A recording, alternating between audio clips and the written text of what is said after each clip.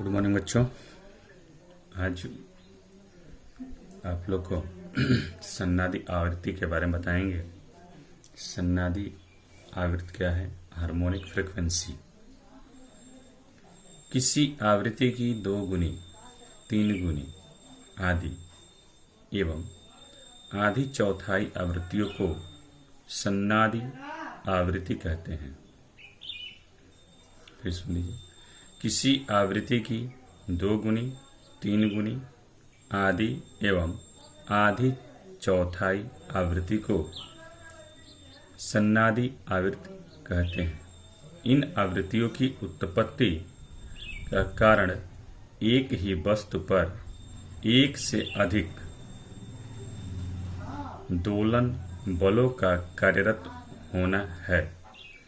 इन आवृत्तियों के प्रभाव से कभी कभी बहुत सी दुर्घटनाएं भी हो जाती हैं। जैसे यदि किसी नदी के पुल पर से एक लय में मार्च करते हुए सैनिक गुजरे तो वह पुल टूट सकता है। इसका कारण होता है सैनिकों के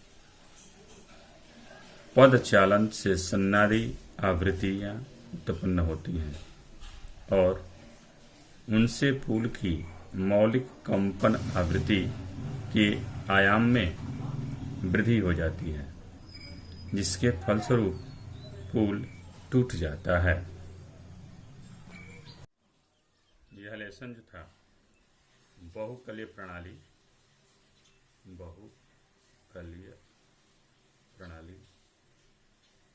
लेसन जो है आज समाप्त हो रहा है। इसमें कुछ क्वेश्चन भी आ सकते हैं जो आपसे पूछा जा सकता है।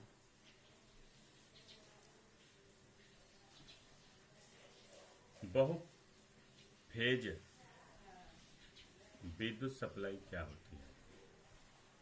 बहुफेज विद्युत सप्लाई क्या होती है? इसका आंसर होगा 2 या 3 फेज वाली एसी सप्लाई को बहुफेजीय विद्युत सप्लाई कहते हैं। इन 2 से ज्यादा।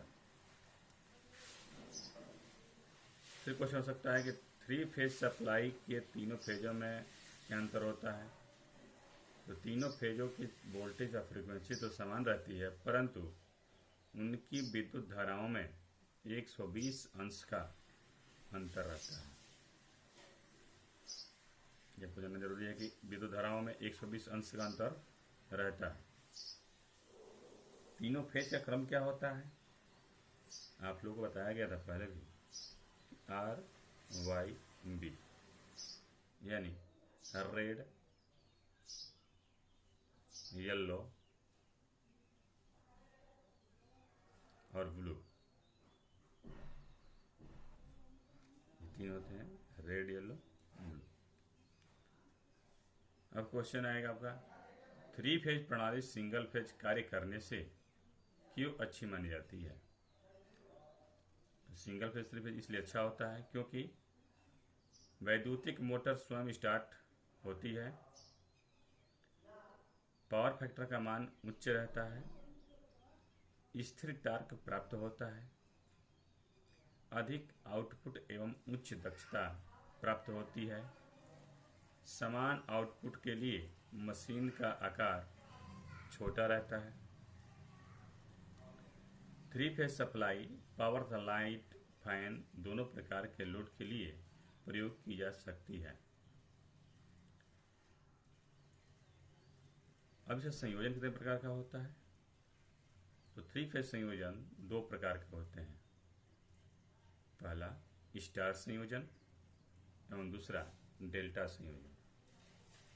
स्टार संयोजन ऐसे होगा और डेल्टा संयोजन ऐसे होगा। इसको कहते हैं स्टार संयोजन, यह है डेल्टा संयोजन। डेल्टा संयोजन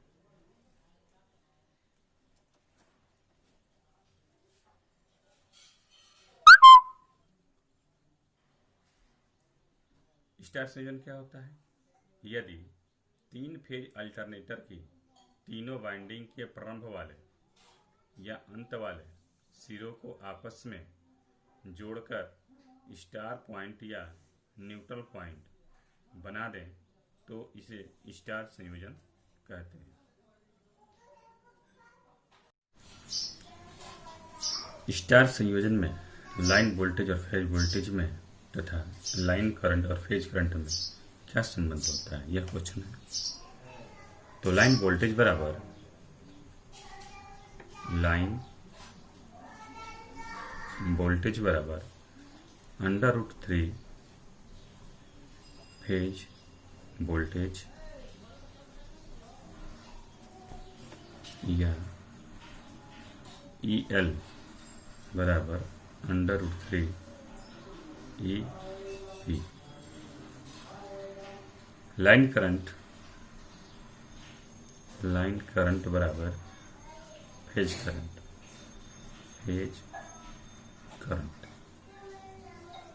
या IL बराबर IP। ये अंतर है, इसका सूत्र है। अब क्वेश्चन आ सकता है कि लाइन वोल्टेज से क्या होता है। लाइन वोल्टेज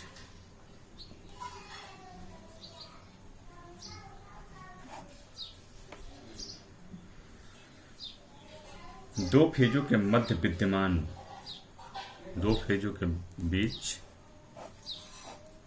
विद्यमान वोल्टेज लाइन वोल्टेज कहलाता है।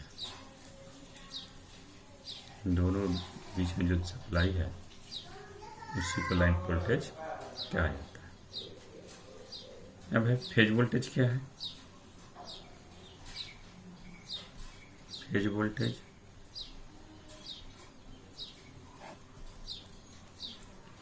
एक फेज तथा न्यूट्रल के मध्य विद्यमान वोल्टेज फेज वोल्टेज कहलाता है। एक फेज तथा न्यूट्रल के मध्य विद्यमान वोल्टेज फेज वोल्टेज कहलाता है। एक फेज और एक न्यूट्रल, दोनों के बीच जो है जो अंतर होगा, पीएच था, पीएच और न्यूट्रल है, यह जो है फेज वोल्टेज कहलाता है। अब है डेल्टा संयोजन। डेल्टा संयोजन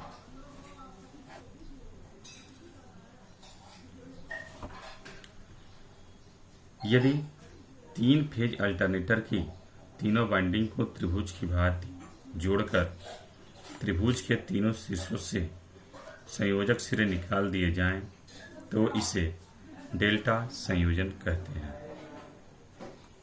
जैसे आपको पीछे बताया गया था वीडियो में, ये बता दिया जा रहा है, ध्यान रखिएगा। डेल्टा जैसा चित्र बन गया, तीनों सिरों को जोड़ दिया गया।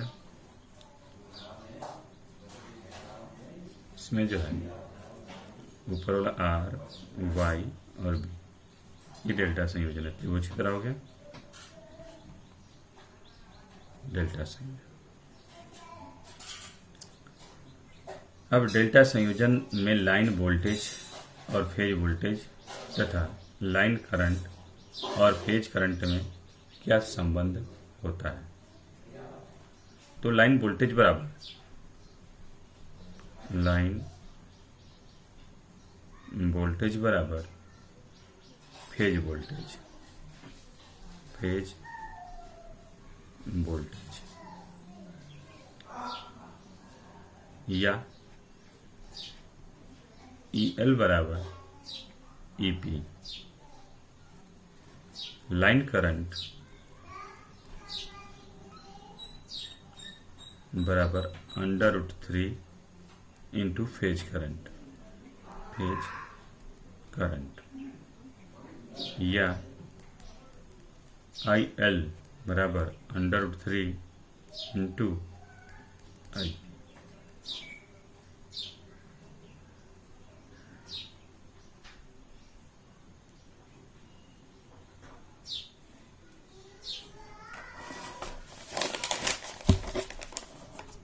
देख लीजिए सूत्र जो है, IL बराबर √3 इंटू IP।